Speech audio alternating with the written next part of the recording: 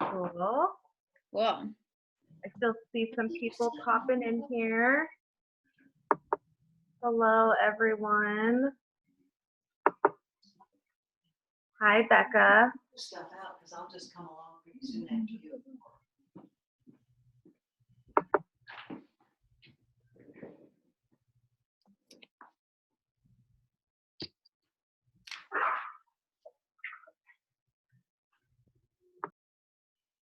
Karen, I'm excited you're here. You might have some good stuff to add. Well, I don't know. We'll see. I'm curious. I really don't have an idea of what you're going to be doing or what you're planning here. So I was curious. Yeah. Oh, more exciting. I'm sure once we get going, you'll know exactly what it is. Carolyn, Karen literally wrote the book Mammals of Colorado. So. Oh my gosh. Hello, Karen. That's awesome. Yeah. Well, I'm a co-author. Yeah. That's so exciting. I've been interning under Hailey. Yeah. And what kind of things have you been doing? Some of the things that we're going to talk about tonight. Okay. You'll hear all about it. All Yeah. about it. Hi, everyone. I see more people popping up on here. Hi, Hannah. Hi, Joy. David, Carolyn. Hi. For those of you tuning in, maybe make sure you're on mute for a little bit so we can keep people popping up here.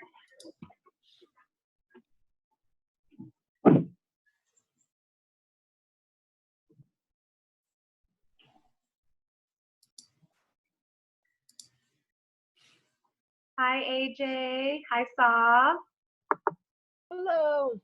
Super excited to see you guys tuning in. Awesome.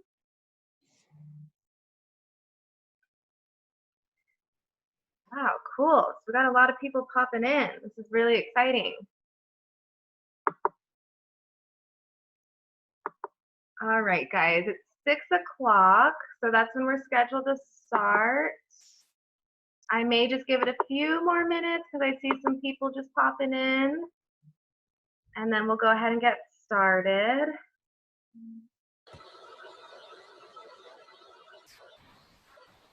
Cool, so exciting.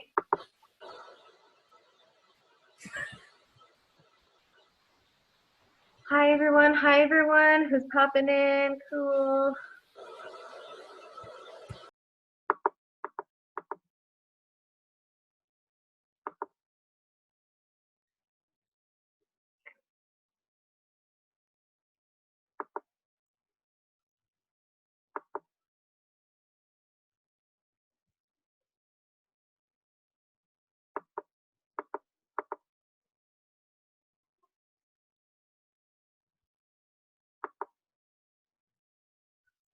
It's so funny. We're all just sitting happy on mute. Sorry, guys. We'll get started in a few. I just want to make sure I give a couple more minutes for any last people coming in here.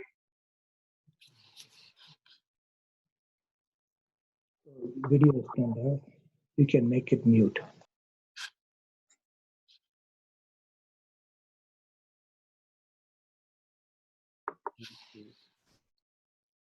We'll give it one more minute here. We'll go ahead and get started.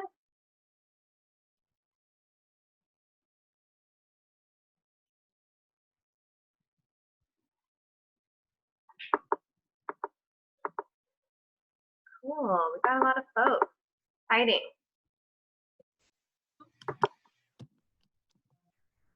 Yeah.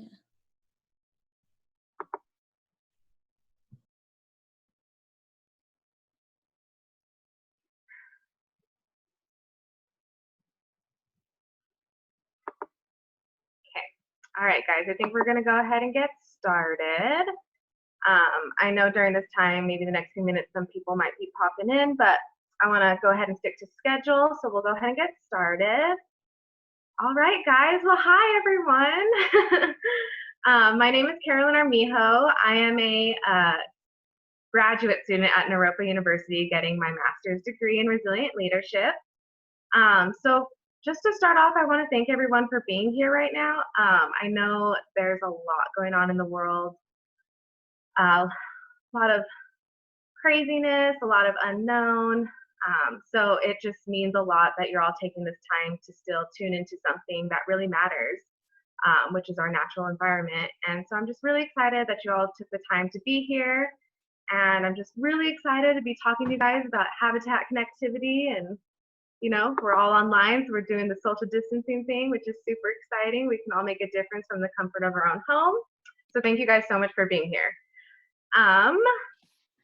So I'm going to, first of all, share my screen with you guys. I'm going to pull up a little PowerPoint for you so you know exactly what's going on here.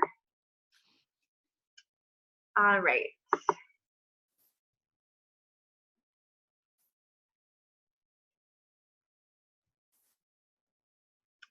Can everyone see my PowerPoint? Yep. Cool, awesome. All right. All right, so like I said, thank you guys so much for coming. This is our webinar on habitat connectivity in Boulder.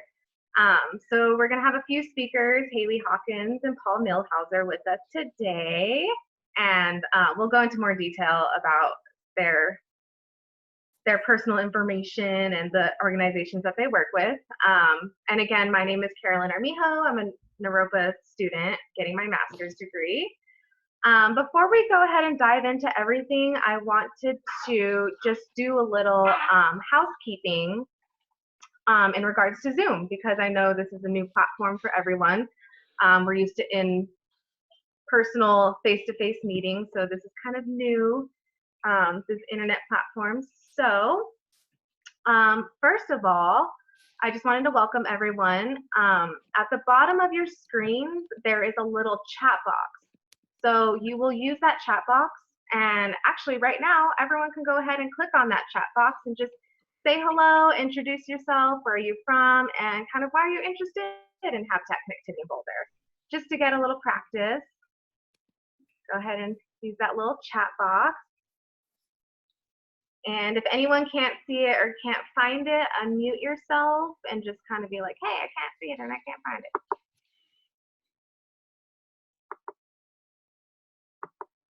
This is Virginia from up in Gold Hill. I'm on audio only on a landline because I don't have good internet connection. So I will just listen. Okay, yeah, that's totally fine. Thank you so much for tuning in, even if it's just via audio, not the video. Thank you. So yeah, so with that chat box, during the presentation, you can use that chat box at any time to ask me questions or make a comment or anything like that. During the Q&A part, after we're going to have a couple of speakers, which is Hailey and Paul, go ahead and ask or make a comment in those in that discussion box at any time. And if I call on you, that'll be the point where you're going to go ahead and turn on your mic and or your video camera, and you can join the discussion and, you know, say what you need to say. There's also another option of asking a question. One, not all of you have your video camera on, so if you do, you could just like wave me down and I'll try my best to keep a track of the video for a question. But if not, under the participants, when it says manage participants, there's actually a little area where you can like virtually wave your hand. There's a button. And it'll pop up on my screen that you're waving your hand, and at that point I can go ahead and call on you and ask you your question, or you can ask your question. Cool. And then, yeah, you guys are already doing a really good job of this, but I'm just going to ask that everyone keep their mic on mute, just so you can hear me clearly and there's not background noise and all that stuff. And then, of course, at any time you can unmute to ask a question or make a comment. All right, so I'll let you guys look over that a little bit, get kind of familiar with Zoom. All righty, and then,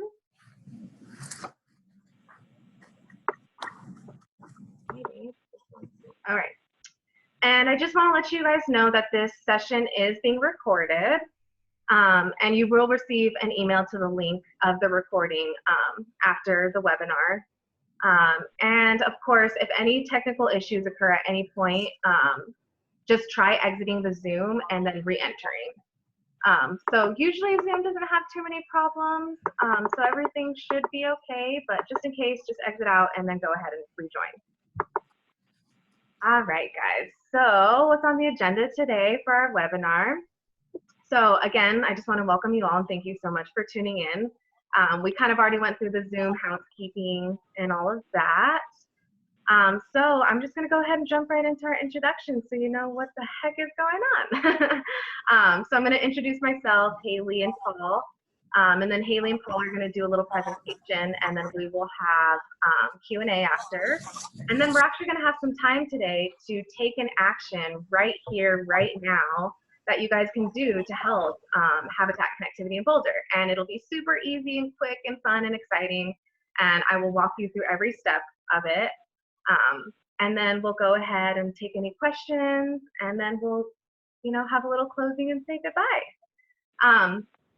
So yeah, all right, guys. So again, I'm Carolyn, and I'm a Naropa student at Naropa University. And again, I'm getting my master's in resilient leadership. And what that entails is just a lot of environmental sustainability, social justice, earth justice, and looking at all scopes of these paradigms that really need some change in the world. And so I have been interning for almost a year now under Hailey Hawkins, who is here, who will be talking, and she is the Southern Rockies field representative for Endangered Species Coalition. And I'm going to hand it over to Hailey if you want to say a little bit about yourself and your organization. Yeah, thank you, Carolyn. I'm so excited to see everybody on our webinar. So yeah, I'm the Southern Rockies field representative for the Endangered Species Coalition, and we're a national nonprofit, but I am based in Boulder, and I work locally, and I see a lot of familiar names that have joined us today, so thank you so much. And a little bit about our org. Our mission is to stop the human-caused extinction of our nation's most at-risk species, and we do that in a variety of ways. We do that through education and advocacy, why we're here tonight. That's what we're going to be doing. And then we also do grassroots mobilization, community engagement, and a little bit of lobbying our elected officials to make sure that the rules and regulations around wildlife actually allow them to thrive and flourish, which unfortunately is often not the case. So I'm really excited to talk to y'all and feel like I'm a backstop for wildlife, and all of you are joining me to be part of that backstop. So I have a lot of gratitude to everyone here. So thanks.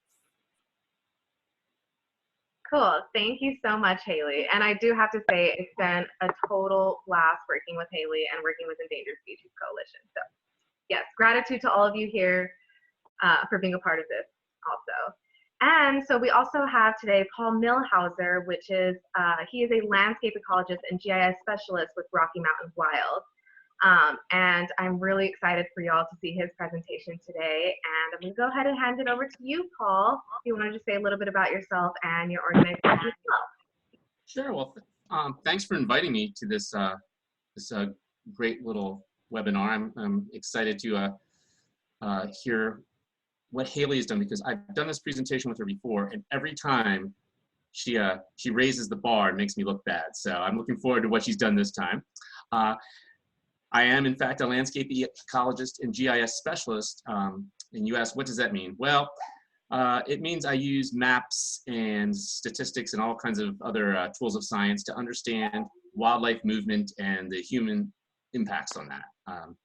And I work right now for Rocky Mountain Wild, which is a Denver-based nonprofit, and we work to protect, connect, and restore wildlife and wild places in the Southern Rocky Mountain region. So not just Colorado, but the surrounding states.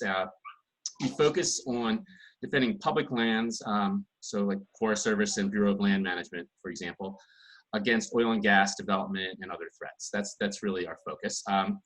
And we are really committed to using the best available science in our work, and we have a number of projects for which citizen scientists are important contributors. So definitely it's worth checking out our website if that sounds interesting to you.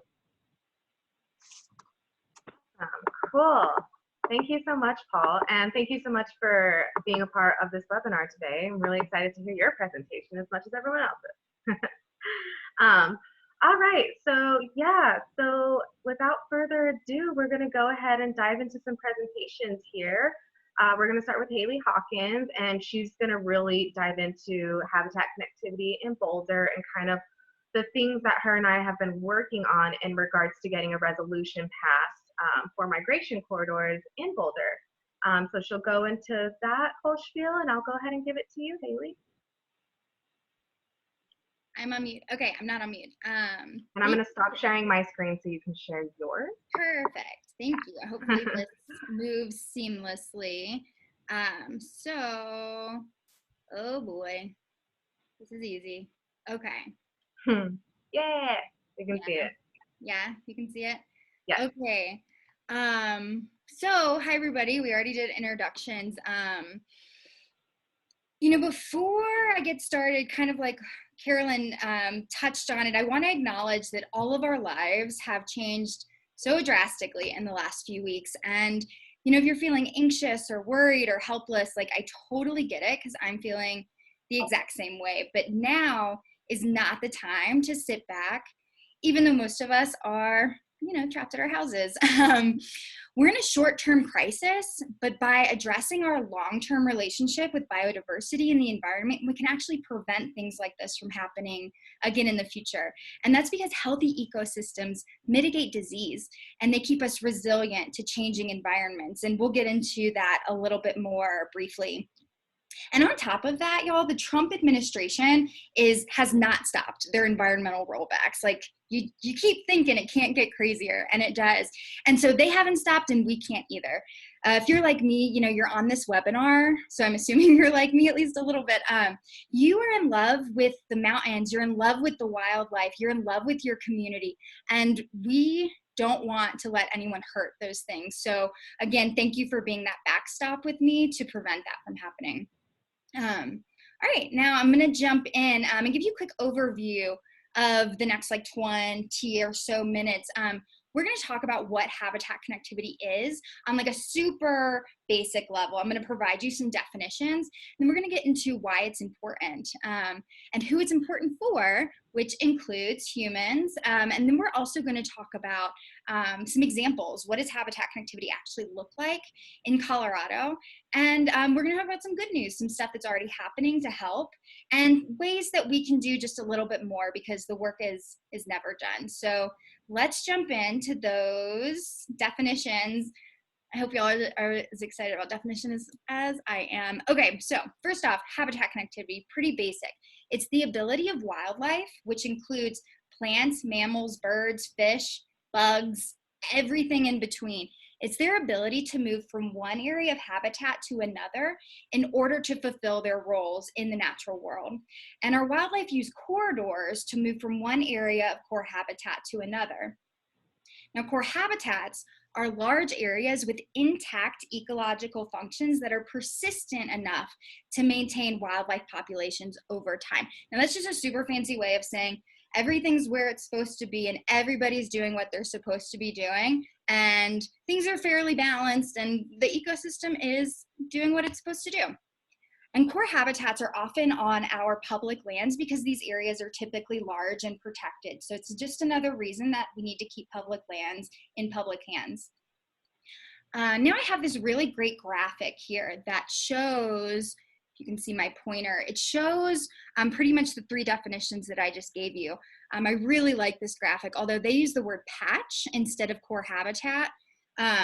But you see these nice big blue core habitats and this nice green corridor that's running in between them. And there's no roads here, there's no houses, and wildlife can just freely move in and out. Now over here, we have kind of this stepping stone thing happening.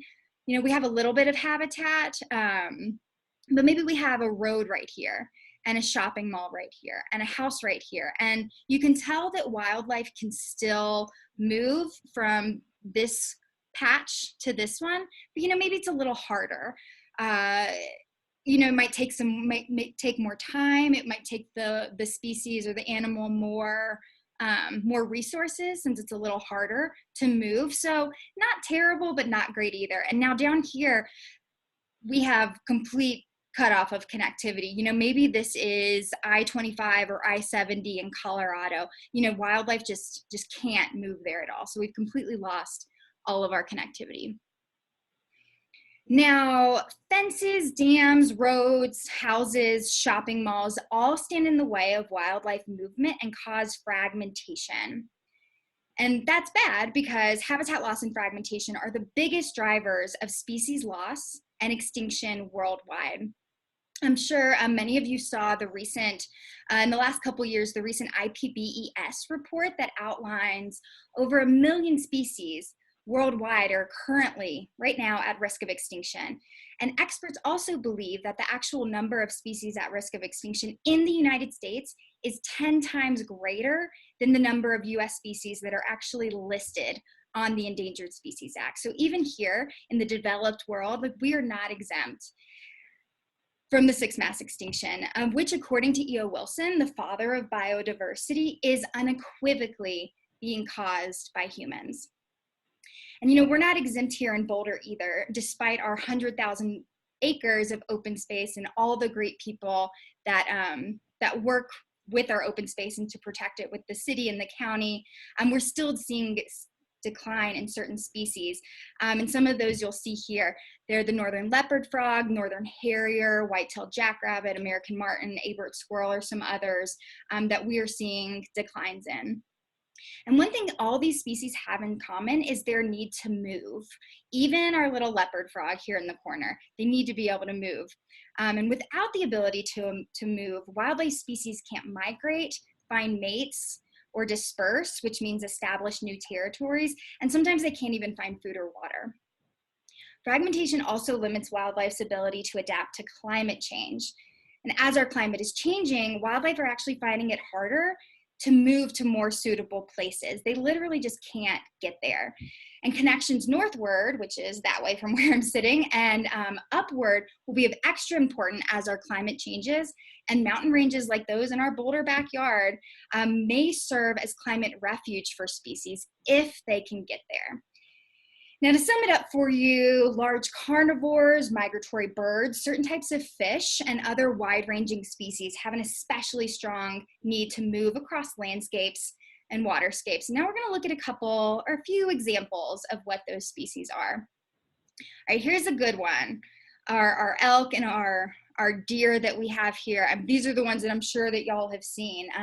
They need to be able to follow that green wave that grows with the seasons to get resources. And those deer and elk feed other animals. And so they're not just important in and of themselves, but for the entire ecosystem. Another example, one that you might not have thought of, is our monarch butterfly. Now, monarch butterflies have been petitioned to be listed under the Endangered Species Act, but they're not listed yet. And this is because both of the populations that exist in the continental United States, the eastern population and the western population, are both declining significantly. The eastern population, which migrates every year all the way down to Mexico, it's about a 3,000-mile migration. Their population has declined by around 77%, according to Xerces Society. And so along that 3,000-mile migration, they need places to stop and rest, gather resources, lay eggs, mate, like all the things that all of our living organisms need to do. And then our western population, they've declined. They're doing a little worse. So the monarchs that appear in Colorado are part of that western population. They've declined by 99% since the 1980s. And our western monarchs, including the ones in Colorado, they migrate and winter in California. So still a really, really long migration that they need to make. And again, one of those reasons why they've declined by 99% is that habitat loss and fragmentation. All right, another really cool, actually, I'm gonna take a sip of my tea. Okay, thank you. Another really cool example is our Canada lynx.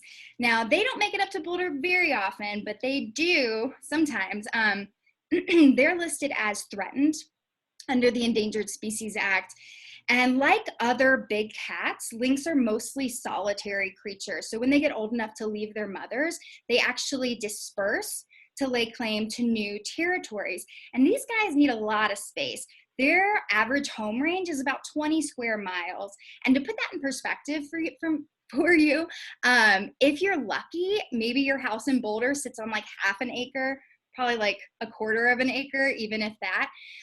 20 square miles is 13,000 acres. These guys need a lot of room to roam, especially because they need to intermix their genes with other populations to maintain their genetic diversity.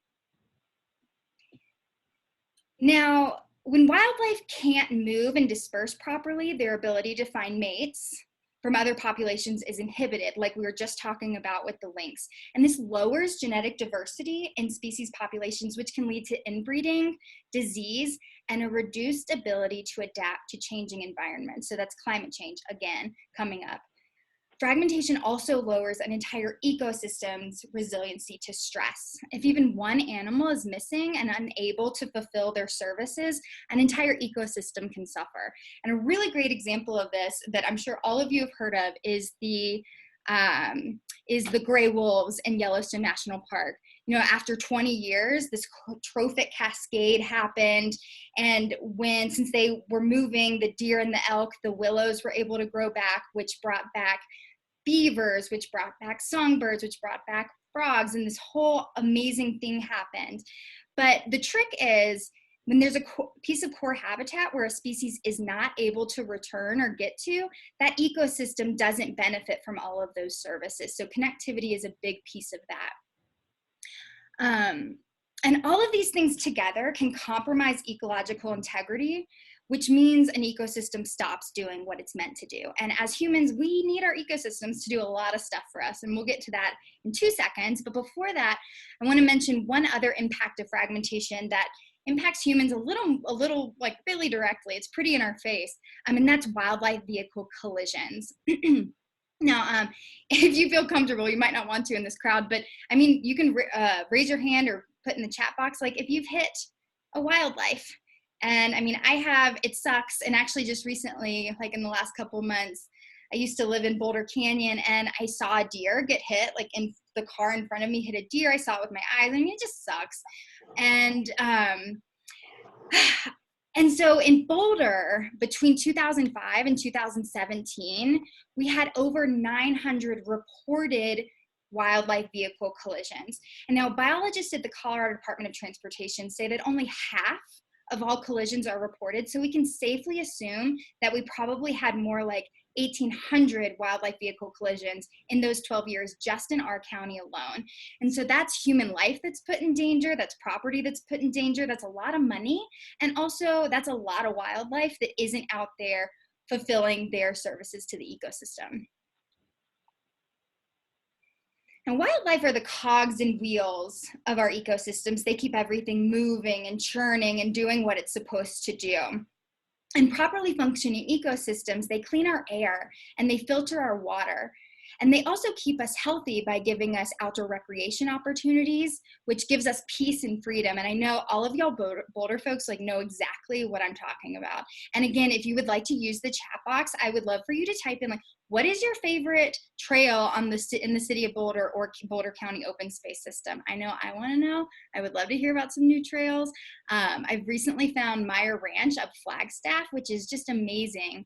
And then here in this picture, we have the Flatirons. I mean, come on, it's incredible. And our wildlife are what make it, one of the things that make it so incredible. So wildlife are also good for our economy. Y'all may have heard of this recently. In Colorado, outdoor recreation generates $28 billion in customer spending, billion with a B, and $2 billion in state and local tax revenues. So as a state, we really rely on that recreation. And again, our wildlife are a big part of that. And healthy ecosystems also mitigate disease, which is a very relevant topic. When all the proper players are present and able to move in and out of their habitats, we actually see a decrease in diseases like Lyme, which affects humans. We also see a decrease in chronic wasting disease, which is a disease in deer and elk and other ungulates, which you may have heard that it is actually increasing pretty rapidly in Colorado. So there's some really relevant things happening that make connectivity all the more important to our state. Some other ecosystem services that are provided to us free of charge by our wildlife and healthy natural areas are waste removal, carbon sequestration, and flood mitigation. And Boulder is we're very familiar with floods, right? So all really important stuff. Okay, before we get into examples, I'm gonna pause for a second and breathe. Carolyn, do we have any questions or anything? Yeah, so no questions, but I am getting some comments about some different places that people like to go for their Let's hear trips. 'em. Yeah, Suzanne said Goshawk Ridge Conservation Area. Ooh. Hannah loves the Red Rocks Trail in Settlers Park. Carolyn, who is not in Boulder, but she loves Yosemite in California. And of course, just to mention, habitat fragmentation is everywhere. It's not just in Boulder. So it's great to see some perspective from other states too. So thank you for that, Carolyn. And let's see, Suzanne also said Claytonia rose in bloom were blooming yesterday in the Goshawk Ridge Conservation Area. Oh, cool. That's exciting. Yeah. Also really cool to see you guys using the chat box, and please continue to use it throughout the presentations. Either me or Hailey will be looking at them and responding to them. So yeah. Yeah, thank you, everybody. So some really awesome examples. Okay, so hopefully you understand the concept of connectivity, kind of what it is, but what does it look like? Let's go into some examples of connectivity in Colorado. And this first one is more of like kind of natural connectivity. Maybe y'all recognize this place before the stay-at-home order. Maybe you drove under it to go skiing. This is the Eisenhower Tunnel, which runs under a really important land bridge. Now, experts say that, when I was developing this presentation, I reached out to one of our member groups, the Rewilding Institute, and was speaking with one of their wildlife experts. And he explained to me that I-70 west of Denver is actually one of the biggest barriers to wildlife migration north and south between Canada and Mexico. So the thing standing in wildlife's way the most between those two countries is I-70 in Colorado. And that just blew my mind. That's a big deal. And so this land bridge over the Eisenhower Tunnel is the only land bridge on I-70 west of Denver that is not impeded on one side by a lane of traffic, a railroad, or water, which all impede wildlife movements to varying degrees. So this 1.5 mile land bridge is invaluable to our wildlife in the entire West. And luckily there's some wilderness area up there, but we gotta keep an eye on it because sometimes recreation wants to skirt around those rules. And I know Paul at Rocky Mountain Wild and I know they keep an eye on this. Oh, and I also wanna mention, since I mentioned how I-70 is such a barrier, Paul's organization, Rocky Mountain Wild, is working on getting a wildlife overpass near Vail, and maybe he'll mention that if we poke him a little bit.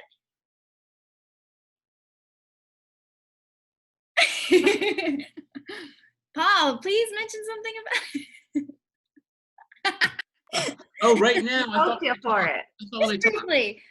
Oh, absolutely. Yeah, so actually my colleague at Rocky Mountain Wild, Paige Singer, who is co-author of the work I'll talk about later, is our #1 person on wildlife bridges. And if you know the ones that are on State Highway 9, if you're going— We'll talk about that in 30 seconds. Oh, okay. Well, she's involved with those. And we're right now in the midst of a big push to try to get one built on I-70 at Vail Pass for all the reasons that Hailey just explained. That's an area there where there would traditionally have been a lot of wildlife movement that's been almost completely cut off. And we're in the fundraising stages. We've raised almost enough money to really start moving towards making a final plan, and that's what will allow us to get the funding. So you may hear about that. There's more on our website about that, but we're really excited. You know, these things take time and a lot of planning and a lot of cooperation between different organizations and agencies. And yeah, it's starting to come together. Great, thank you, Paul. Thank you for letting me put you on the spot. Yeah, so like so Rocky Mountain Wild is just amazing. They're an amazing member group. They're an amazing organization, and they're doing such cool stuff. So our next example is that State Highway 9 that Paul just mentioned. And this is more of that man-made connectivity. Now there's an 11-mile stretch of highway south of Kremling, Colorado, that was identified as a high wildlife activity area, used mostly as deer and elk winter range. And on average, 63 deer and elk were struck by cars each winter, of course, putting human life in danger, and of course, we would lose those wildlife. So to mitigate that, Colorado Parks and Wildlife and Colorado Department of Transportation and a variety of local stakeholders came together and were able to build 2 overpasses, like what you see in this picture on the slide. Let's see, 5 underpasses and 62 wildlife escape ramps, which is the other picture on this slide, to increase the connectivity of the area. And before the project was even completed, y'all, wildlife started using the crossings, leading to a 90% decrease in wildlife vehicle collisions. So saving human life, saving property, and of course, saving those animals.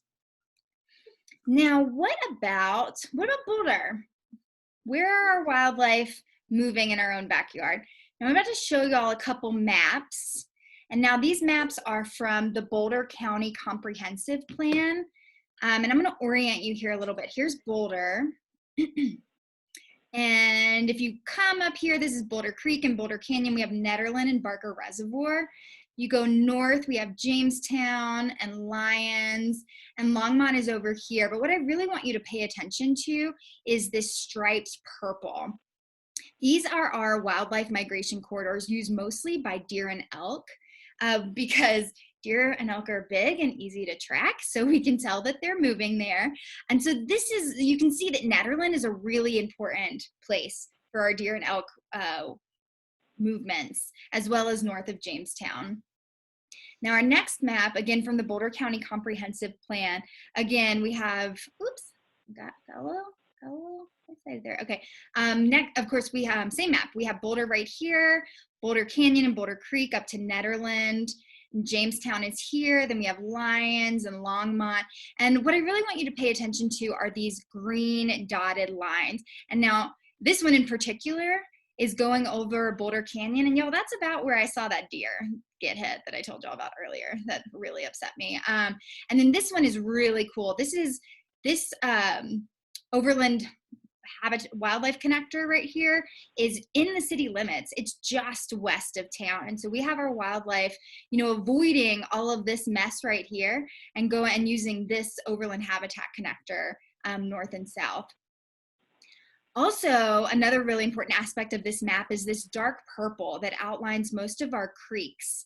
And that is not a coincidence. Riparian areas, which are habitat near water of some sort, riparian areas are wildlife super highways. They have all the resources wildlife need, water, food, they have vegetation, coverage, and coincidentally, we don't build houses in creek beds. So that helps a lot. Yeah, so this is I think this is actually my favorite part of the presentation. This is where wildlife are moving in our home. Okay, now I want to share with you some good news because Colorado is already doing some really awesome stuff on a statewide level to improve connectivity and mitigate the fragmentation that's happening from our rapidly growing Front Range. And the first thing I want to share with y'all is that Colorado Parks and Wildlife recently received $250,000 from the federal government, and that grant is going to go towards capturing and collaring animals in South Park and the Front Range research area so we can gather more information about how these animals are moving. And Governor Polis, woot woot, last year signed an executive order called Conserving Colorado's Big Game Winter Range and Migration Corridors, which will protect corridors through partnerships, technology, and collaborative funding efforts between our state departments, which is just amazing. Colorado Parks and Wildlife and Colorado Department of Transportation are also working on a lot of studies, like our West Slope prioritization study and an East Slope prioritization study to identify, again, where wildlife are moving near roadways. And then Colorado Parks and Wildlife staff are also working on a big game winter range and migration status report. So some really cool stuff is in the works, and this information is going to be invaluable as we hopefully make more regulations and rules to protect our lands and our wildlife. But the thing here is that wildlife can't see borders and boundaries, so our local governments really need to be involved too. So I wanted to share with y'all some ways that other local governments have begun to mitigate habitat fragmentation where they live. And now these are going to go from like easiest to hardest. So first, something that's pretty easy, passing a resolution proclaiming the importance of habitat connectivity. And it's something that we really want to see happen in the city of Boulder, which is just a commitment to the community and the non-human community that this is important and that we should be working on it. Another thing that's pretty easy is retrofitting culverts to be more suitable for fish and other small wildlife to move through. Another great thing we could do that gets a little harder is creating land use ordinances that consider habitat connectivity in decision-making processes. And Ventura County in California just last year passed a very similar ordinance so that now when they're doing their land use process and people want to build or develop, they have to consider wildlife corridors, which is just incredible. I mean, like, that's what I want to see Boulder do, one step at a time though. Another great thing that we can do, the sexy side of habitat connectivity, is building those wildlife overpasses and underpasses. But they're expensive. So sometimes we have to get creative with our funding mechanisms. And other places have done like a roundup at the pump thing where people can voluntarily round up 12 cents after they're getting gas. And that fund can go toward habitat connectivity. And then there's also various excise taxes that other states and communities have put into place to fund overpasses and underpasses and research and all of this great stuff. So I would love to see all of that happen in Boulder eventually. All right, well, we're coming to the close of this first presentation. I do want to take a minute to thank Boulder County, the Rewilding Institute, and Rocky Mountain Wild for providing some of the information in this presentation. And I wanted to make sure that y'all have my email, because I would love to answer any questions that you have. Maybe you can't think of one now, but later something pops into your head. I would love to talk to you. I think, we all probably have stressful jobs, and especially now. And one of my favorite parts of my job is talking to other people that care about these issues. So you'd actually be doing me a favor if you wanted to chat more about habitat connectivity. So please write down my email, and I would love to talk to you. So thanks. Awesome. Thank you so much, Hailey. That was great. How do I stop? Okay. Thank you so much, Hailey. That was awesome. I know I've definitely heard that presentation before, but it's always just like very inspiring to see things that are being done, and things that can be done, and our activity.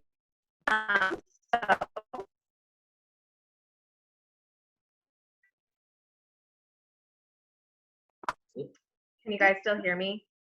You were breaking up a little bit, but you're back. Okay, cool, awesome. So just to reiterate, no, I was just saying that it's really awesome to be hearing the things that are being done and the things that can't be done. So that's really, really awesome. And you always give such a great presentation. So thank you, Hailey. But real quick, guys, I just want to open it up. Does anyone have any questions or comments, concerns? Let's do a quick, maybe 5 minutes of some questions regarding Hailey's presentation. And feel free to unmute yourself and speak. You can also put it on your account, or you can go ahead and chat box and just type any questions there and let us respond to you. Carolyn, you're still breaking up a little bit, but I think you're just saying, please type in the chat box or unmute if you have questions.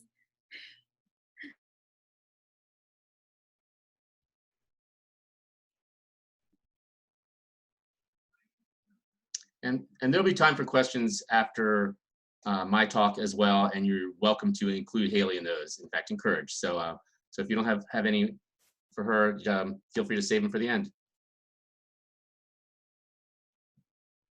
All right. Well, should I go ahead and dive in then, Carolyn? Sure. All right, let me see if I can get the screen sharing up and running.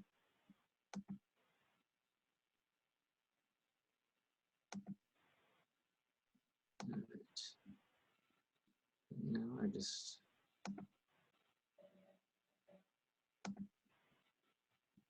All right, well, hopefully everybody can see Yeah. the title slide there. Excellent.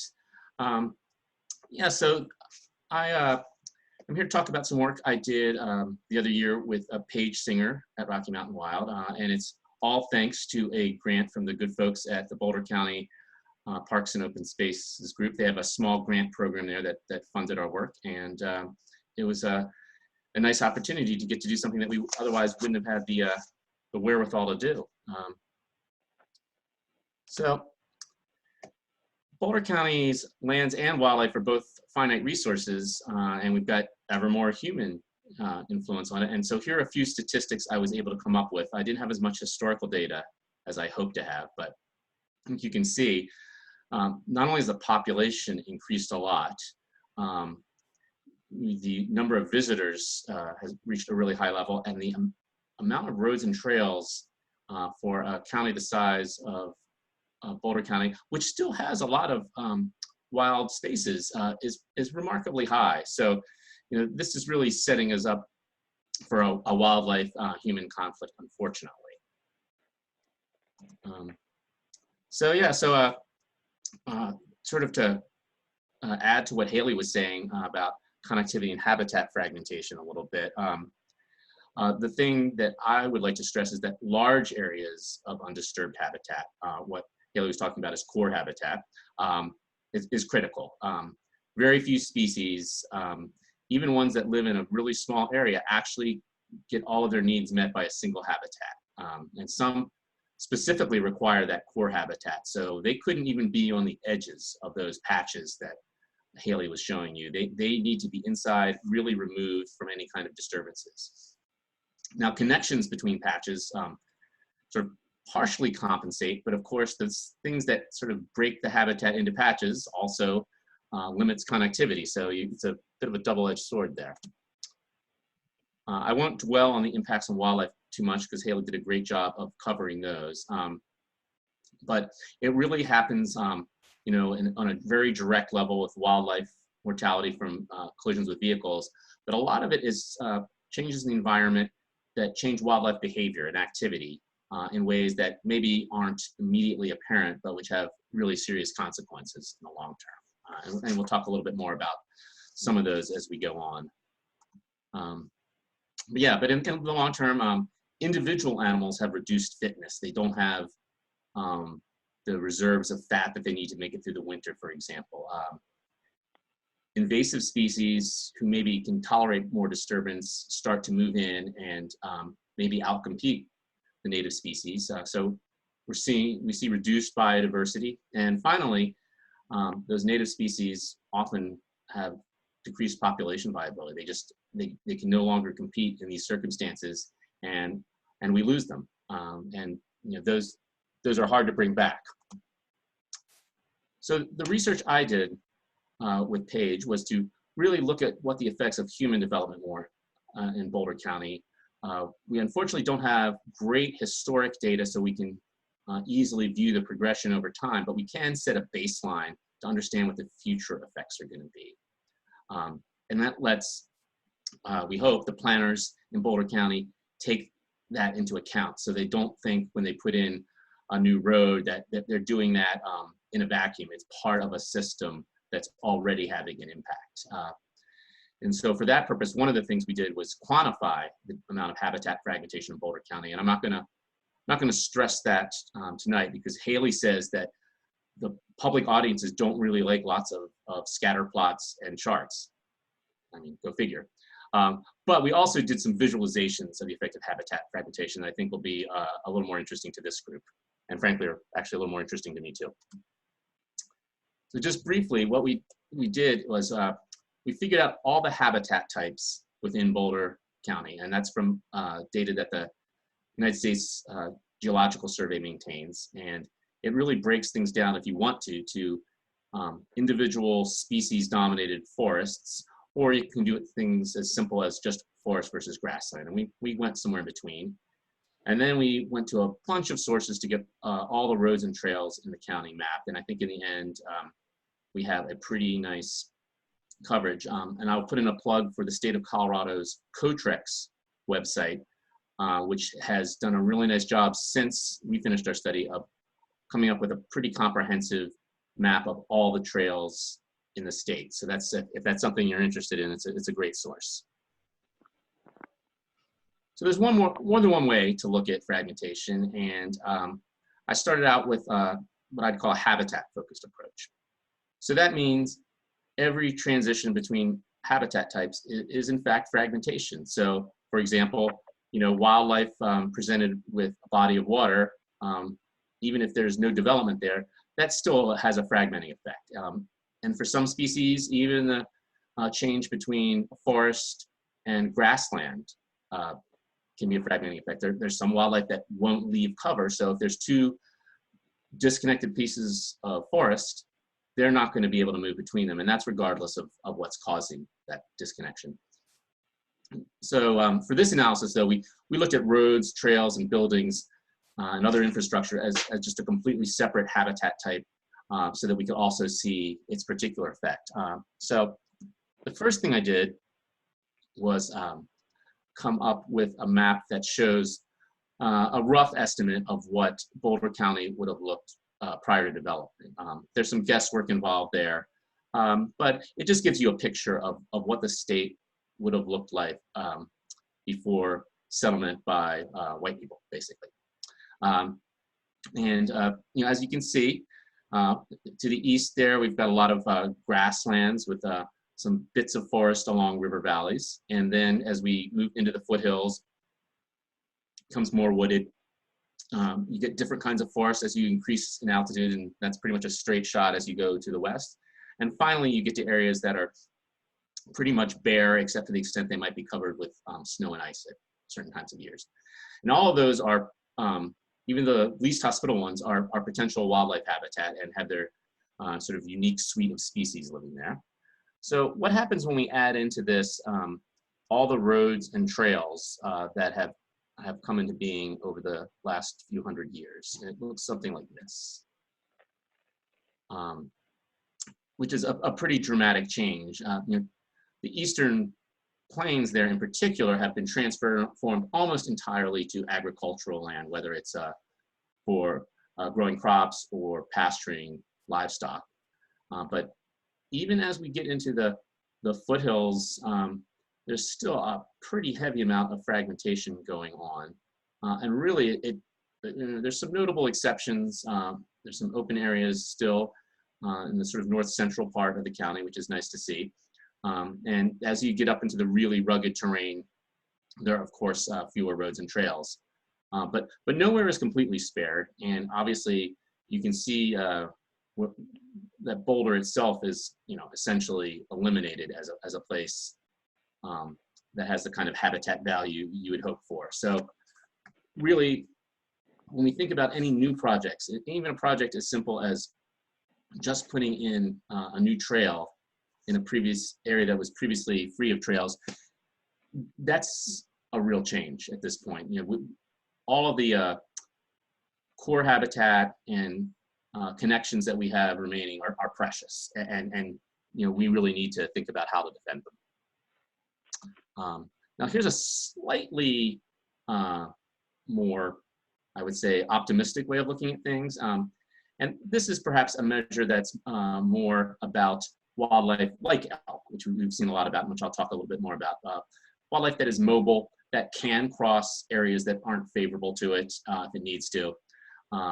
And so when we look at that, we instead of looking at every single habitat type, we really just look at patches of land of mixed habitat type, but in which wildlife can move around without having to cross a road or other human-created structure. And if we look at the county that way, it's a little more encouraging. There are some areas where some habitat is really conserved.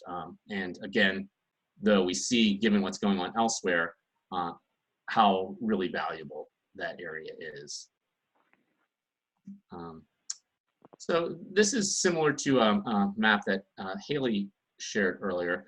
And so this is, I think this is the Boulder County Parks and Open Space folks came up with this, if I recall correctly, showing some of the key wildlife migration corridors and critical wildlife habitats. And they had a really rigorous methodology for how they define these areas and map them. So I think it's really helpful to look at it that way. So what happens if we think about what fragmentation is doing to those areas? And as you can see, even these areas that have been identified as critical and in need of protection are already, in some cases, very substantially fragmented. You can see there are some areas that are still doing pretty well, and that's great, and hopefully that'll continue and not worsen. But even areas that are critical are already having problems. And just as an example, let's take a closer look at the area around Netherlands. And so here you can see there's actually the migration patterns here are sort of two elk herds. So you can see they move across the land, and in fact, there's still some pretty good habitat in these areas. But of course, it's not what you'd like to see.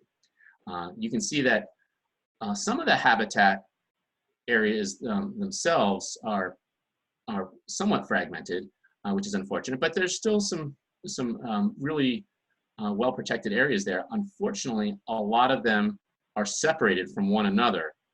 The town of Netherlands, for example, is right in the middle of those two critical wildlife habitats, and those migration corridors are also increasingly subject to fragmentation, which makes it hard for the wildlife to access those areas. So this is kind of a scenario that you'll see repeated in a number of parts of the county and indeed across the state. So I've been working on another study recently that looks at elk population and development in the Roaring Fork and Eagle Valley. So up in Aspen, Vale, Carbondale, that part of the state. Don't look at the numbers because they really aren't relevant to what's going on in Boulder County. But I think it's an interesting example because those areas are facing the same kinds of pressure that Boulder County are facing, with increased development, increased recreational use. And we can see what's going on there. Over time, as development increased, the elk population actually did quite well for a long time. And then there was a sudden decline, not necessarily caused directly by development, probably caused by maybe too much recreation or too much hunting in those years. But normally you'd see the population spike back up from that, and it doesn't. And that's the effect of the development. There's just no resilience left in the population to bounce back. And now we see, in more recent years, a tiny upswing in the population. I'm looking forward to looking over the 2019 data when it comes out and seeing if this is a continuing trend or not. But this is the kind of thing that's going on in Boulder County. Obviously the dates and numbers would be different, but and even if you don't necessarily see population declines, I think what this maybe shows you is you can still have populations that have become vulnerable to decline. And one of the areas that I think would be a good one to stress here in Boulder County, where everyone loves to recreate outdoors, and as someone who cares about wildlife, that's something I support too. I mean, I enjoy it myself, and frankly, the fact that people want to use these areas for recreation are part of the reasons why they are protected, and that benefits wildlife too.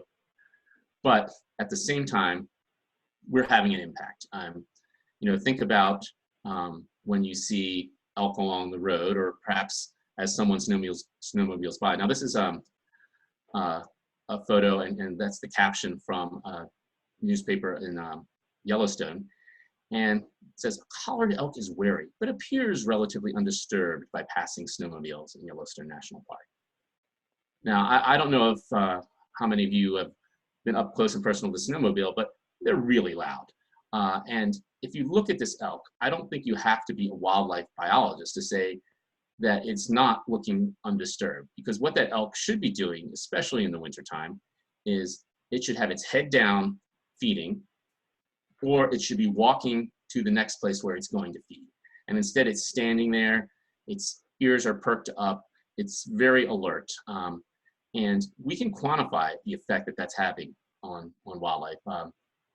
If you measure the stress hormones of elk that are in this kind of scenario versus elk that have been in areas that are undisturbed, there is a huge difference in cortisol and other stress-related hormones. It's astonishing. The adrenaline is pumping in this elk, and that means its rate of metabolism is increased, and it's going to stay increased for a period of time after this. And at the same time, it's being prevented from feeding properly. It's spending more of its time on alertness behavior. And so it's getting hit in both directions. It needs more energy, but it has less opportunity to get the food it needs to provide that energy. And you know, this is an example of the snowmobile, but we all have to recognize that our presence, even if we're just cross-country skiing or hiking or mountain biking, or doing things that certainly seem less problematic than snowmobiling, we're still having an effect. It may be a smaller effect, but we're having it. And it's the same way when you see elk alongside roads. Those elk are stressed out. They don't have any choice but to be there. They'd rather not, but that's where they have to be to get from one place to another or to access food. So let's see if I can make a video run and you can see, and hopefully the sound level will be adequate. Oh my God. Oh my God, okay.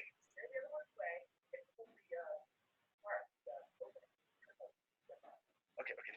Here, film this shot. Come over here, film this. Here.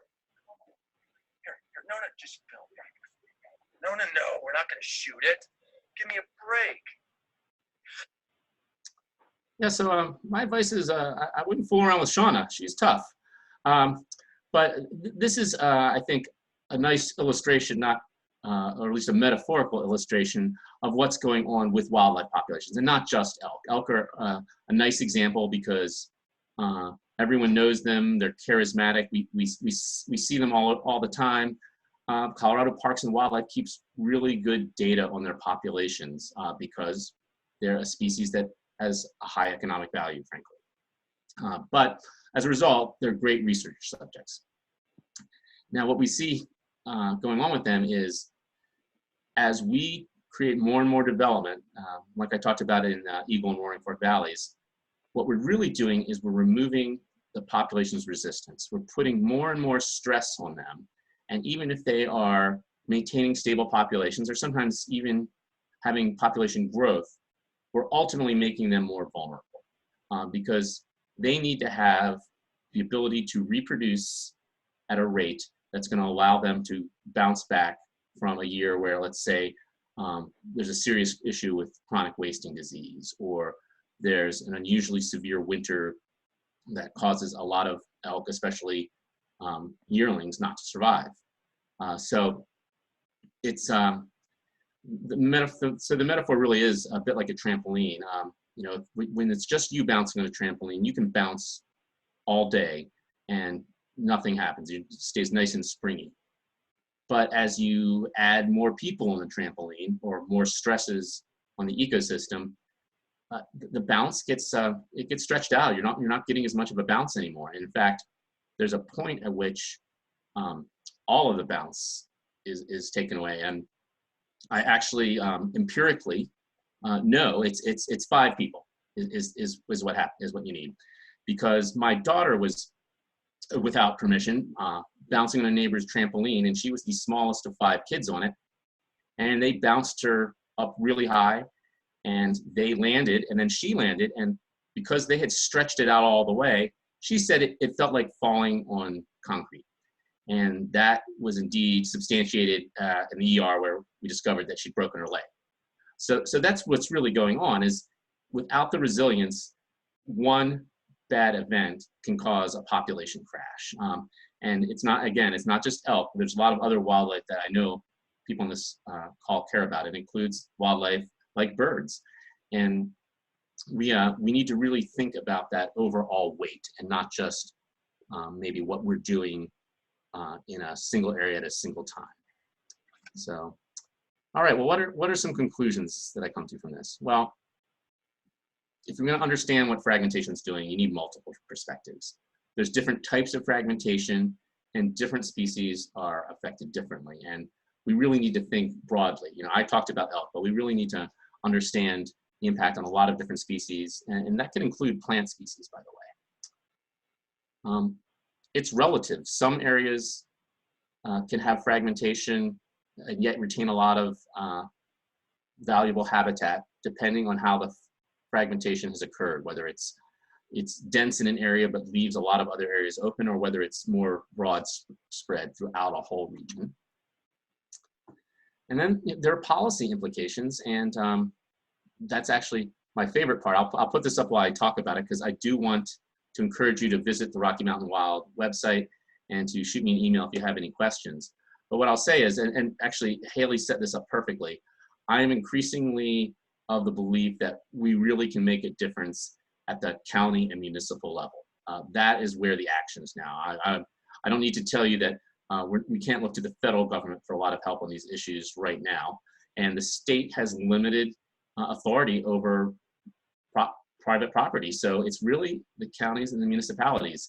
And the great thing about them, they will listen to their constituents, because it's a much closer relationship than even with state officials. So I really do urge you to follow Hailey's suggestion and get engaged with local government. You'll find allies there. There are lots of people in local government who care about these things too. They need your support to empower them to really push that agenda forward. So I hope you all consider doing it. And in fact, I believe you'll have an opportunity to do that tonight. So that's all I have. I want to thank you all for listening. And Carolyn, are we going to open it up for questions again? Yeah. Sorry about that earlier, guys. My microphone just kind of went a little wacky on me. But yeah, thank you so much, Paul. Super powerful words there. So yeah, does anyone have any questions or comments for either Hailey, Paul, myself? We can just go ahead and open it up to discussion and some questions during this time. Let's see. Suzanne said, thank you, Paul. And she just donated. That's awesome. Great. Wow, that's great. Thank you so much. That's incredible. Yeah. Does anyone have any questions or comments during this time?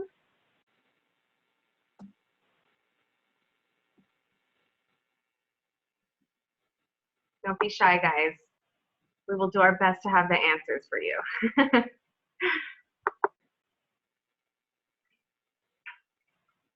Oh, yes. Paul, you are still screen sharing. Thank you, Mary. Oh, thanks. Zoom 101. It tells me I'm not. Oh. Let me stop it again. There you go. There you go. Now you're not. Yeah. Perfect. Thank you, Mary. Appreciate that. Yeah, thanks for telling me before anything embarrassing came up.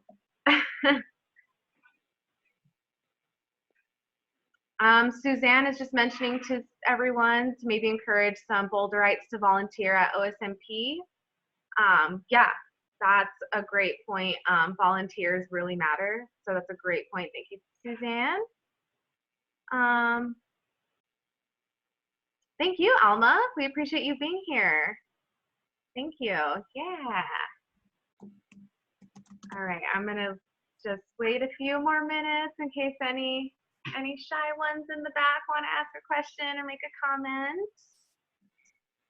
And like Hailey said earlier, if you don't have a question now, but maybe think of something in the future, feel free to email us at any time.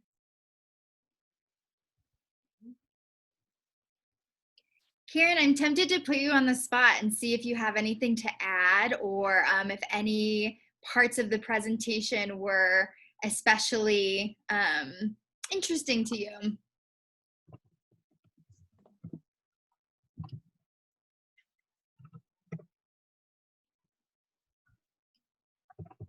Karen Meany, if you're available, no big deal if not. Okay.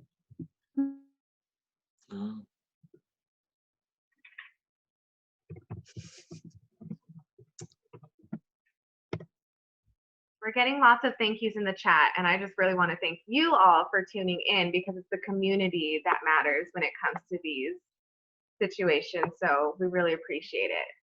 So thank you. And in a little bit, we're going to walk you through a way that you can help even more than just tuning in here.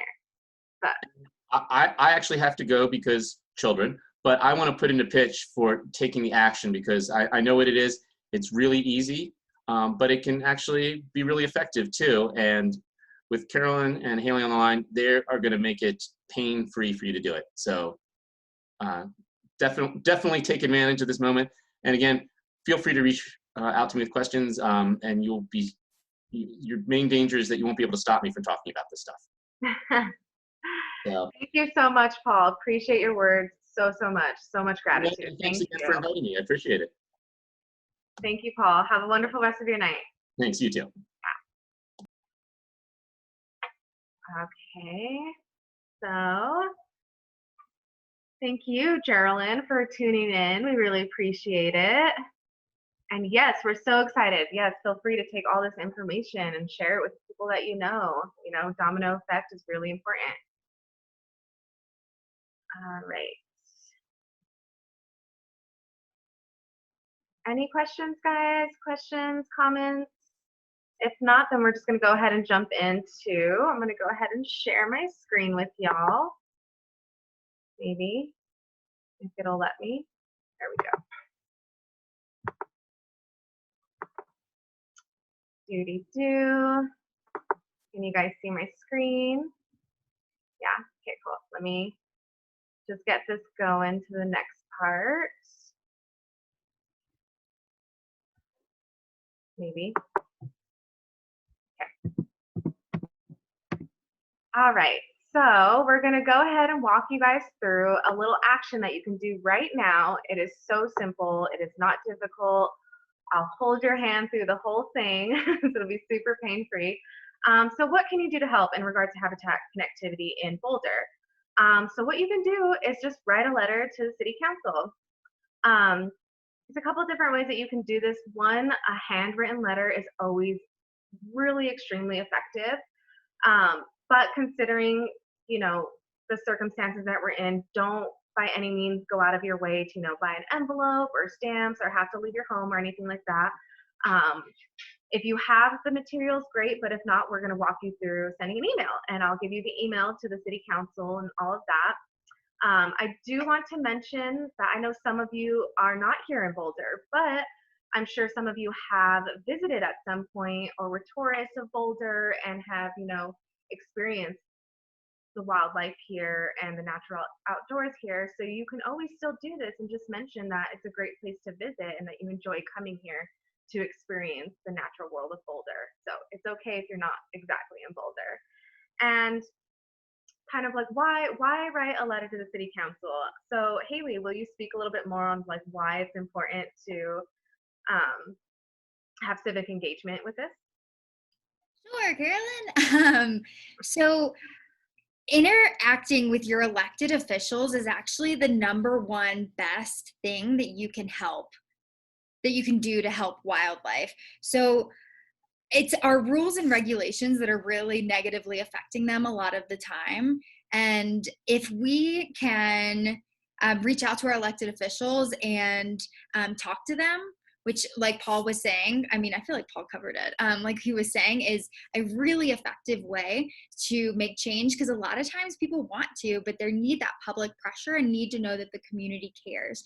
And so by writing a letter, that's the best thing that you can do tonight to help our wildlife and to help make sure that our rules allow them to thrive, as opposed to not, which is what's happening in a lot of cases, like we've learned tonight.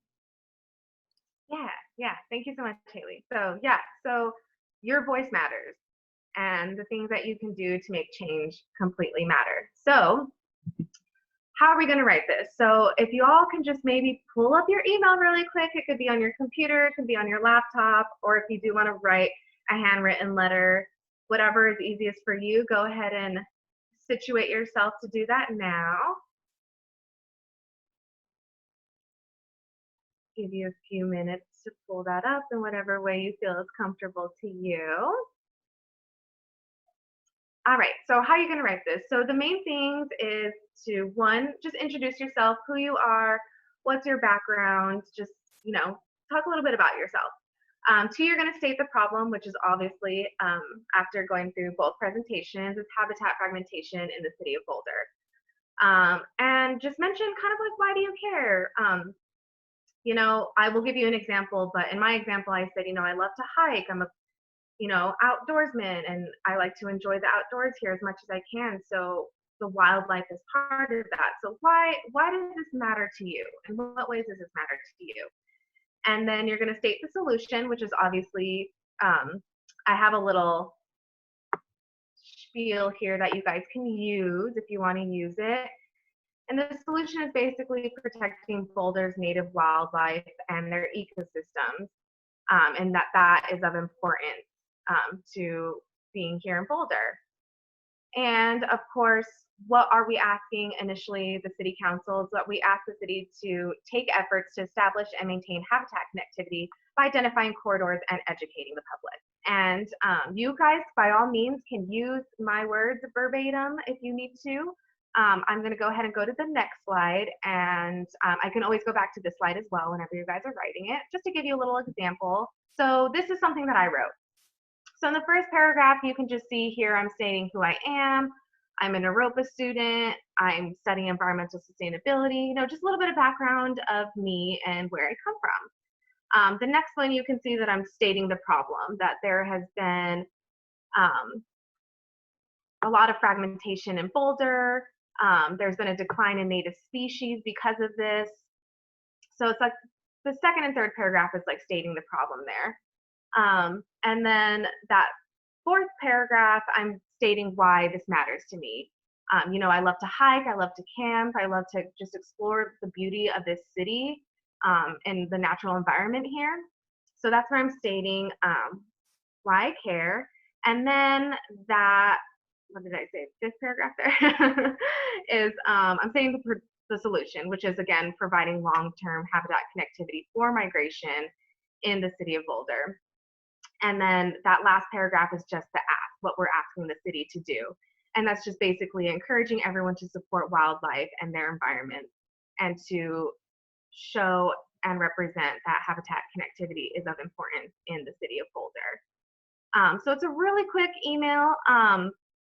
This last slide here I have is the Boulder City Council email. If you guys want to maybe flag me down in the chat box what PowerPoint slide you would like me to leave it on to give you a little example. We can do this right now. It'll literally take you 10 minutes to just write a little bit something about yourself, why you care, why this is a problem, and what we're asking them to do. So I'll go ahead and leave it here unless someone flags me down to put it on another slide that might help them. And if anyone has any questions for me or anything during this time while you're doing this action, just let me know. And Carolyn, can I add a couple things while people get started? Yeah, absolutely. Thanks. I just want to say, so Carolyn's letter is really detailed and really amazing, and yours doesn't have to be that long tonight. We know it's late. If you just want to write 2 paragraphs or a paragraph, that is still so helpful. Also, we've mentioned it a few times today, just the changes that we're seeing, on a worldwide level of everything that's happening. And it would be great to also mention, although of course, wildlife trafficking is an issue in the United States, but we've learned from COVID-19 that there are consequences to unsustainable interactions with wildlife. And although that's not necessarily happening here in Boulder, the important thing to recognize is, again, when habitats are connected, when ecosystems are healthy, when there's biodiversity, there's resiliency within ecosystems. And that resiliency, without it, we see terrible, terrible consequences like what we're all experiencing now. And so mentioning that on a very basic level of the importance of keeping our ecosystems in Boulder resilient is, I can't even say how important that is, because we see what happens when you don't do that, like what's happening on a worldwide level. So feel free to gain inspiration from that too. Yeah, that's great. Thank you, Hailey. Perfect. Awesome. Yeah. And really, guys, feel free to ask me questions at any time as you're writing this or emailing this. We are here to help, and we are here to make it super pain-free and easy. Yeah.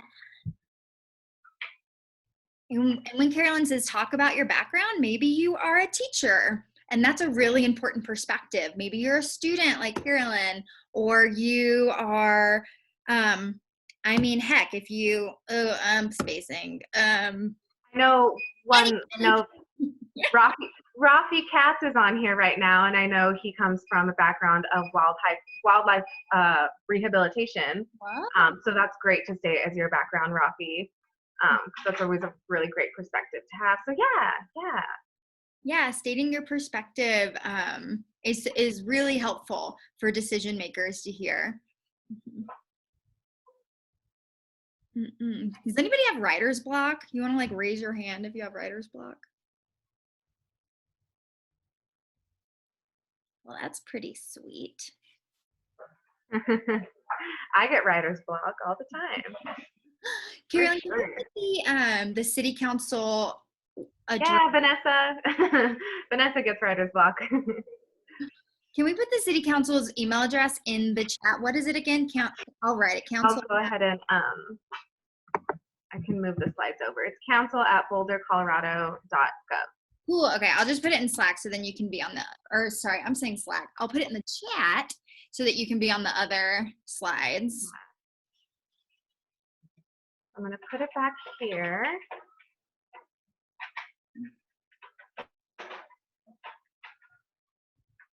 Yeah, well, maybe while people are writing, hopefully, maybe I can say why I care, why it's important to me. That'd be great.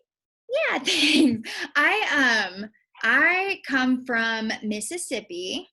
I've been in Boulder for about 6 years. I moved here from Mississippi where I was born and raised. And you know, when I moved to Colorado, it was a little bit like of a crash course in recreation because of like, I think it's probably because it's hot and humid there and there's so many mosquitoes. Like people just don't want to go outside. So outdoor recreation like isn't a thing in Mississippi. And so when I moved here, it was just incredible. And I'm sure a lot of y'all relate to this story. Those of you that aren't from Colorado, when I moved here, my quality of life, like I did not realize what I was missing. And I remember telling my family like, these rent prices are the stupidest thing I've ever seen in my life, but like I'm okay with it because my quality of life is so much higher here. And that of course has a lot to do with our open space and with the wildlife that open space is holding. And so, I mean, from a personal level, that's why it's important to me, but not to mention, I believe that like our wildlife and our trees and rocks and that all has intrinsic value that doesn't need to be quantified economically. Unfortunately, we have to do that to change some certain groups of people's minds. But I mean, just intrinsically, they have value in and of themselves. And I believe, are tasked to protect that value and to protect them. So I'd say that's why it's important to me. Thank you, Hailey. Yeah, I can kind of relate a lot to that. I'm also not from Colorado, so moving here, just the landscape and being able to, or having the privilege to enjoy that has just been absolutely incredible. I'm from Las Cruces, New Mexico, so I'm from southern New Mexico, desert. So it's a much, much different landscape coming here. And for me, I will never remember like the first time just coming here and visiting. At the time I wasn't moving yet, but I was just visiting, and it was the first time that I saw deer on the side of the road, and I was just like immediately just in such awe and just blown away. But then I like quickly became overwhelmed with this anxiety of like, oh my god, they're right here on the side of the road, like shouldn't they be like in a more safer environment? So that quickly just like clicked for me, knowing how much wildlife is here, but also knowing how much their land is fragmented. So yeah, a little bit of my little New Mexico coming to Colorado story the first time I saw a deer. It was so exciting. Yeah. Carolyn, I want to thank you for bringing up privilege, because I think that that's something that folks in the conservation field don't talk about enough, because not only are species disappearing and missing from our landscapes, but there's also groups of people that are missing from our landscapes, including the indigenous people that lived here before white settlers, which just want to acknowledge our Arapaho, Cheyenne, and Ute nations that used to occupy our home and now are no longer able to because of colonialism. And they were part of the ecosystem here before we changed it. And so just I want to acknowledge that. And in Boulder, we are like super privileged. I mean, you know, I don't want to hate too hard, but like I don't love driving to Denver. You know, I mean, it's like kind of stinky. But I just, yeah, thank you for bringing that up. I just wanted to acknowledge that and mention it again. And, you know, feel free to mention that in your letter, that you know, acknowledging that we are very privileged here in Boulder. And also, Boulder has the opportunity to be a leader when it comes to wildlife connectivity, especially because we do have all of this open space and there's other areas that don't have that privilege. And so if we can be leaders and really protect that, I feel like that, yeah, that would just mean so much more, since other areas aren't able to do that because of various political reasons. Right. Yeah. Awesome. Thank you for mentioning that, Hailey. It's super important. Yeah. All right, guys. I think we're almost to the point where this webinar is going to be over. I hope most of you are doing a little action right now. So yeah, I think we'll go ahead and just again, yeah, has everyone finished their letter? Are we doing okay? Does anyone need help? Any additional information, questions? I know we would love to have a count of how many letters get sent during this webinar. Ooh, Hannah said she's almost done with hers. That would just be awesome, so we could know if this was effective as a tactic, and maybe if there's ways that we can improve upon it, we want to know that too. So please keep us in the last 5 or so minutes that we're on this call. Please keep us updated on if you're able to send your letter, because we want to know if this works. Yeah. And maybe just whenever you finish or send it, just maybe put in the chat like done, like, or sent, and then we'll go ahead and just keep like a little tally, little mind note. Mm-hmm.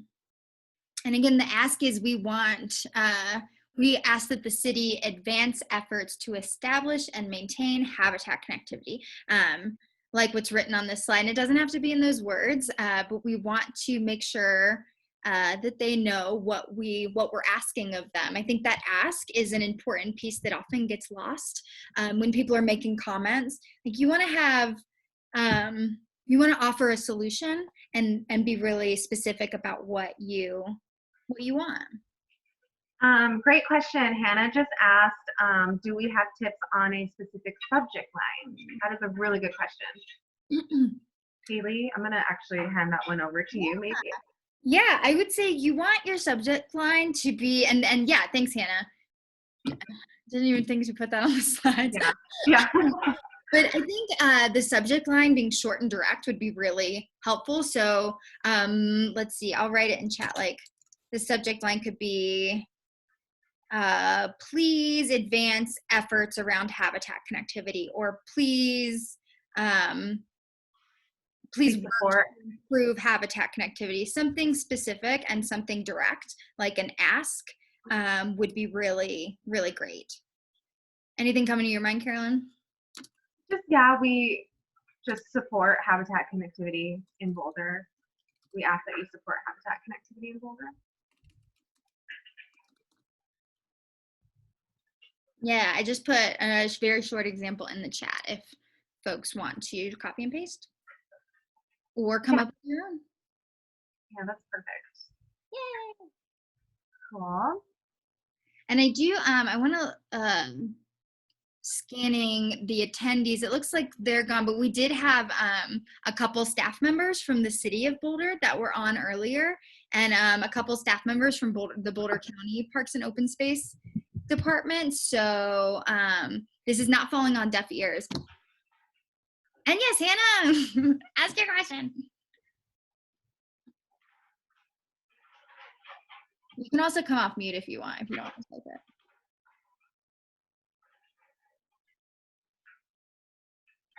Or I can take you off mute. Hi, Hailey. It's Randy. So I'm actually working on a project on wildlife habitat right now.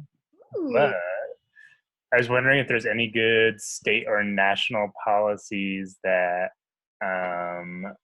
ESC is using as guidance in like making recommendations to city council or Yeah, great question. Yes, on all levels. So federally, there's a piece of legislation called the Wildlife Corridors Conservation Act it's sponsored by Senator Udall in the Senate and Congressman Grijalva in the House. So there's two different versions, which is really exciting. It hasn't been passed yet, but that piece of legislation is actually a mechanism that would help us designate corridors essentially and protect them, kind of like sort of like wilderness areas, whereas they would receive a protected status, and it includes like funding mechanisms and a bunch of other stuff, but pretty much it would protect those areas from certain types of development and things like that, which would be really cool to implement locally or on a statewide level.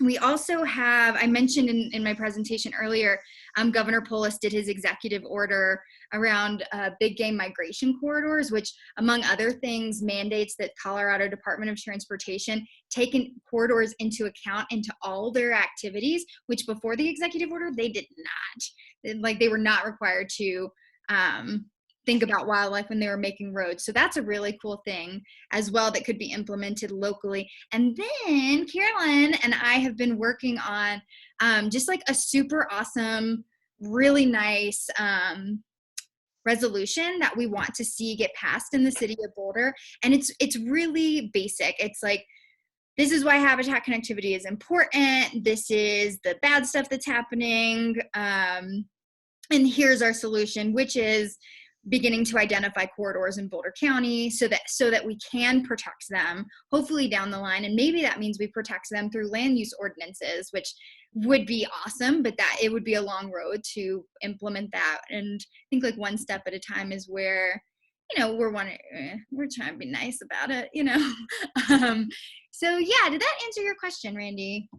it did. Could you send me those federal level ones? Because Yeah. do the incentives include specific incentives for like agricultural lands? I'm not sure. I know the federal farm bill has incentives for agricultural lands. I'm not sure about the Wildlife Corridors Conservation Act. I would assume that there's some kind of incentives for private landowners, but I don't know off the top of my head, but I can send you both those. Thank you. Yeah, and if anybody else is interested in nerding out on those resources with Randy and I, please feel free to email me. I'll put my email in the chat, or just, you know, chat me and let me know.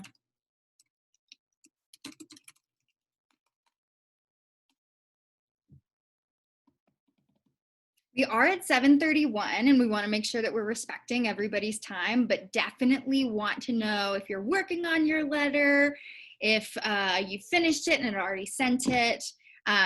There's still a number of folks on the call, so I assume that means y'all are working on it, which is awesome. Ooh, Alma said she's done. Thank you. Thank you. That's definitely one letter that's been sent.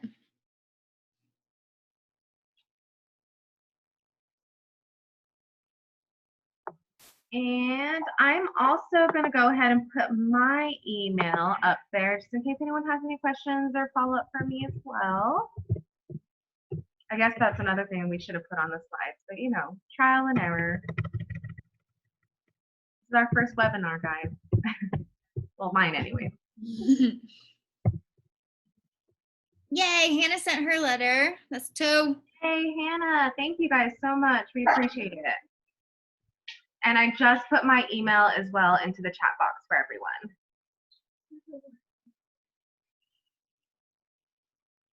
Yay.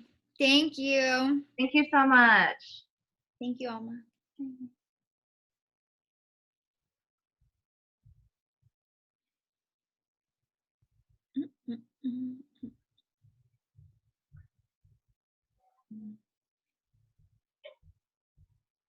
I'll also point out, just while we're sitting here these last few moments while folks are finishing, I mentioned that contacting your elected officials is the #1 best thing that you can do to help wildlife. And that wasn't an accident. There's actually, there's been surveys done of congressional offices, and they surveyed the staff members of those congressional offices and asked them, you know, what's the #1 best things that people can do to sway decision makers? And the #1 thing, which we can't do right now, unfortunately, but the #1 thing was in-office visits. When you go actually physically into an office, it shows that decision maker how much you care and means a lot, especially because most folks, to do that during normal business hours, have to take time off work. So that sends a huge message.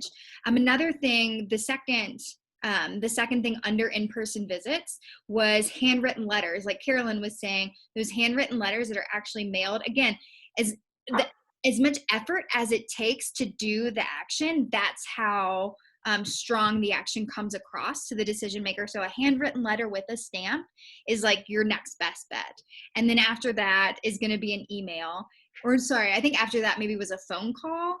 And then after that was an email. And of course we can't do phone calls right now because it's after hours, but the personalized email was really high up there on the list. Things that were lower on the list were like the petitions that you might sign on Facebook, or form letters that you just click a button and the same letter just goes out. Those still have an impact, but it's a lot less because that effort is really what makes a difference to that decision maker. And so tonight, with all of the challenges that we're facing, this email is it's the best thing that you can do for wildlife tonight.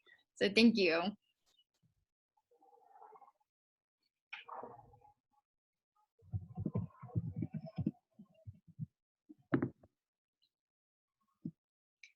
All right.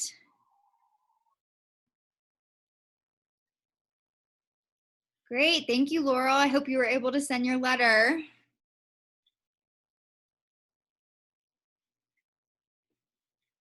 Okay, folks. Thank you, Cheryl. Thank you, Cheryl. All right, guys. Okay, well, I guess we're gonna close, but please, in this last minute, let us know if you were able to email your letter to the Boulder City Council. Yeah. All right, everyone. Well, thank you so much for tuning in. We really appreciate it, especially with everything going on. And, you know, pat yourselves on the back and be proud of yourselves for, you know, still wanting to make a difference and doing things that matter despite, you know, a lot going on in the world. And thank you guys so much. Take care of yourselves, stay healthy, support one another, love one another. And if you have any questions at any time, feel free to email Hailey and I. And again, you will get an email with the recording of this webinar. So thank you guys all so much. We really appreciate it. I have so much gratitude, and I hope everyone has a really great night. Thank you guys. Thank you. Thank you, Carolyn. Thank you, Hailey. Thank you so much. We will talk soon.